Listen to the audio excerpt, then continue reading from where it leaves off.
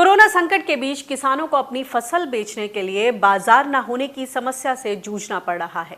लेकिन सरकारें इस समस्या से निपटने के लिए व्यापारियों को निजी मंडी लगाने और उसे मंडी समिति और बोर्ड के नियंत्रण से मुक्त करने के कदम उठा रही हैं। मध्य प्रदेश के बाद अब गुजरात सरकार ने भी अध्यादेश लाकर कृषि उपज मंडी समिति यानी एपीएमसी का दायरा सीमित कर दिया है। पहले एपीएमसी को पूरे तालुका में मंडी शुल्क लगाने का अधिकार था, लेकिन अब वो केवल अपने परिसर में होने वाली खरीद बिक्री पर ही मंडी शुल्क लगा सकेगा।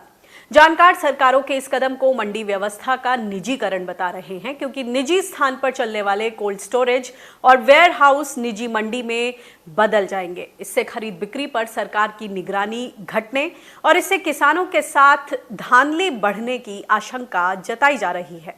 इसके अलावा मंडी व्यवस्था में बिचौलियों की संख्या बढ़ने, फसलों का मनमाना दाम लगाने और विवाद होने की सूरत में किसान का पक्ष कमजोर रहने जैसे जोखिम भी देखे जा रहे हैं। हालांकि सरकारें इससे किसानों को बेहतर और प्रतियोगी बाजार मिलने के दावे कर रही है।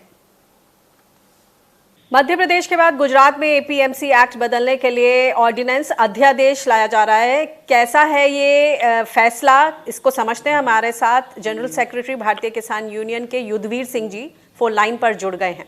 युद्धवीर जी, इसको आप किस तरह से देखते हैं? क्या ये किसानों के हक में रहेगा? ये बहुत दिन से मैं आपको बता रहा हूँ, मैं बार बार ये कह रहा हूँ ना कि ये डब्ल्यूटीओ के ये उनके तहत ये बिल्कुल किसान विरोधी फैसला है। ये नई बात नहीं है। सरकार बहुत दिन से प्रयासरत थी और आज ये जो माहौल है, जो कोरोना के नाम से जो वातावरण बना है, सरकार को पता है कि आज आंदोलन जो है वो बिल्कुल है नहीं। कहीं भी लोग जो है इस कोरोना और लॉकडाउन के चलते संगठित नहीं हो पा रहे हैं, आवाज नहीं उठेगी। और ये इन्होंने उचित मौका तलाश करके किसान को वो जो प्राइवेटाइजेशन का दौर है उसकी तरफ धकेलने का प्रयास कर रहे हैं। मंडी एक्ट के बगैर किसान जिंदा नहीं रह पाए। लेकिन सरकार का तो तर्क है कि ज्यादा बायर्स मिलेंगे किसानों को, किसान सीधे ग्राहकों तक अपनी फसल पहुंचा पाएंगे और उनका जो दायरा है वो बढ़ जाएगा। मैं आपको अभी बता रहा हूँ, इस लॉकडाउन के टाइम में मंडियों में खरीद शुरू नहीं हुई है और अभी जो भी चीज खरीदी गई है, अभी जैसे चना आया था, सरसों आई थी, गेहूं आया था, जौ आया था, जितनी फसलें भी आई हैं वो मार्केट मंडी बंद होने की वजह से 1000-1200 रुपए प्रति क्विंटल एमएसपी से नीचे खरीदी गई है। तो सीजन था अभी, यहाँ चने का जो 4600 का भाव था, प्राइवेट जो व्यापारी आ रहा है किसान के पास, वो 3500 रुपए में उस चने को खरीद के ले जा रहा।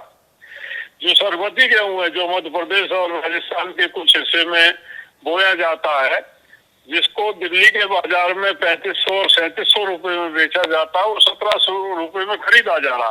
ये जीता जागता उदाहरण है, क्योंकि कोई कंट्रोल है नहीं। व्यापारी सीधा आ रहा है, किसान को दिख रहा है कि मंडी बंद है, वो मजबूरी में उसको बेच रहा। तो हम मंडी एक्ट में ही जो चीजें निहित हैं, जो किसानों को सुरक्षा प्रदान करती हैं, हम उन्हीं को क्यों नहीं सशक्त करते, बजाय कि हम नया अध्यादेश लाकर प्राइवेट ट्रेडर्स के हाथ में इसका संचालन दे दें?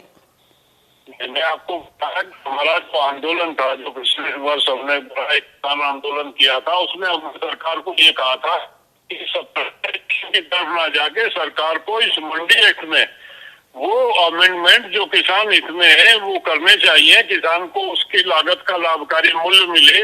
उसमें जो खामियां हैं हमने सुझाव दिया था, मैंने पहले भी आपको बताया कि आड़ती को बंद किया जाए, तो वो एक तय कीमत से बोली शुरू न करे, तभी किसान उत्पादन है उसको उचित मूल्य पे बेच पाएगा, 2 पैसे उसको बचत होगी, वो अपने परिवार को पाल पाएगा।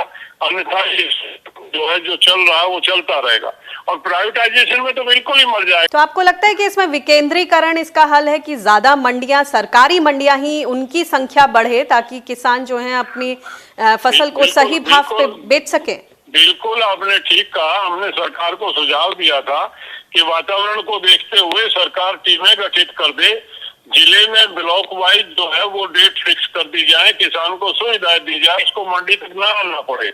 उसके गांव में जाएं, एक दिन एक गांव में कांटा लगे, उस गांव का अनाज तोल लिया जाए और सरकार के कर्मचारी लेके आ जाए। मत बुलाओ किसान को शहर में और मंडी में। आप वो कोई मुश्किल काम नहीं है। जी सरकार की इच्छा शक्ति हो तो वो बहुत आसान काम है। सरकार के पास सारे साधन उपलब्ध है।